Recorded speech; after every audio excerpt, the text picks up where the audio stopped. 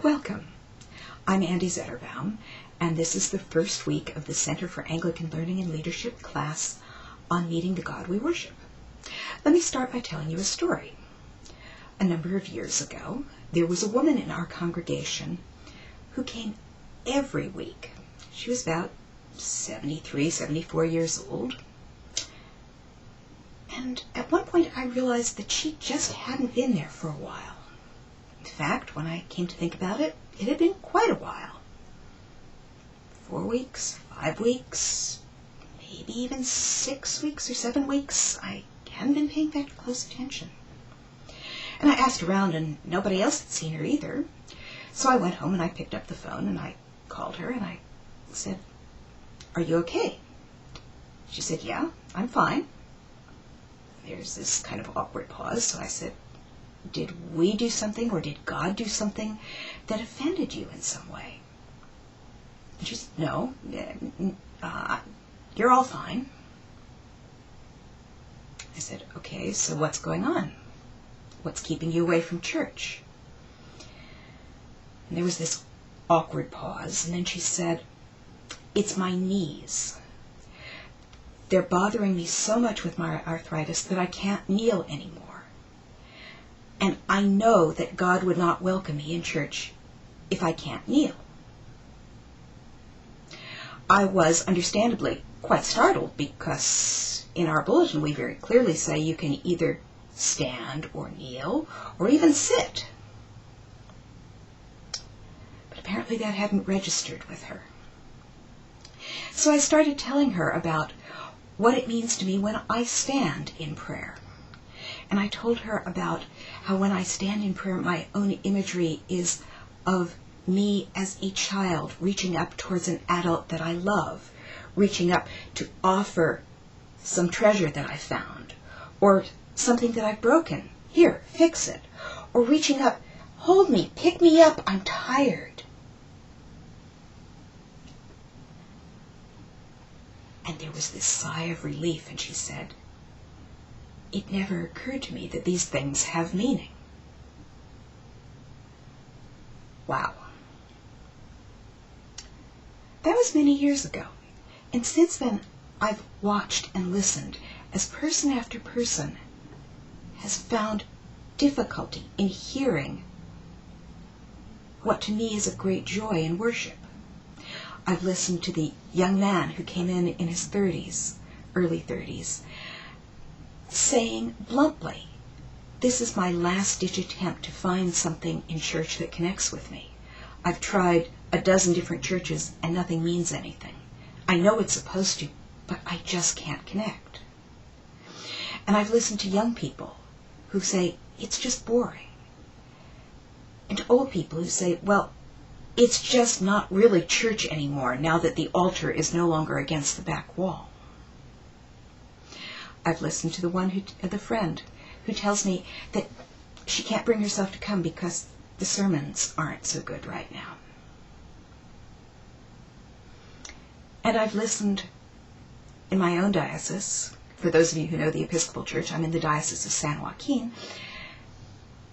And I've listened as our diocese broke apart, with some people leaving the Episcopal Church and others staying behind. And I've wondered, what is it? What's the essence that we learn about God from our way of worship? Because one of the myths that we live with is that good worship doesn't need to be explained. If it's good, it will just catch. You'll experience God there. And that's all that needs to happen. And it's a wonderful myth. And what's great about it is that often it works that way. It's like magic. It's grace. And the tragedy, of course, is that sometimes it doesn't. And when it doesn't, we don't know what to do. We give very formal explanations. This is what it's supposed to mean. We have an instructed Eucharist. But often that's not enough to let people catch on, to let people actually encounter God. It's as if we took people who were tone deaf and we didn't teach them about music. We didn't give them the tools to be able to understand it. And if we don't share those tools, if we don't develop them for ourselves, then we may have instinctively responded to one style of worship, but if that style changes, if we move to a different area, if we go to a different church because that's where our new spouse goes, then we too are left out in the cold, unable to encounter God that way. So that's what this course is about. It's who is this God that we're drawn to worship? How does the way that we worship portray that God? And do we catch what we think the worship is meaning to say? And if not, what can we do to make it clearer? And how do we tell the stories so that those who can't hear instinctively can hear through the vision of our hearts? And so that as we listen to their stories, we can become open to experiencing God in many more wonderful ways of worship and sharing these together. So that's what we're going to be exploring together over the next several weeks. This week is about introductions. It's about getting to know each other, and it's about just plain talking about what worship is, how we understand it, and what we intend it to be, and what we plan to do. So, there are some readings each week. I'm trying for the first time in teaching to do most of my commentary by video rather than by writing, and I don't know how that's going to work, but we'll try it and see. And then we'll meet in the forums.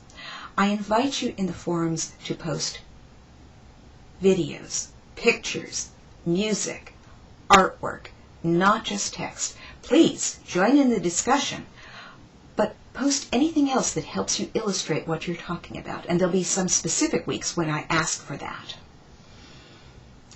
Involve as many people as you can in these discussions. Hopefully many of you are taking it as part of a group. But even if you're taking it as part of a group, reach out beyond that. Ask some teenagers for feedback. Ask your gardener, someone you meet at the supermarket, your hairdresser.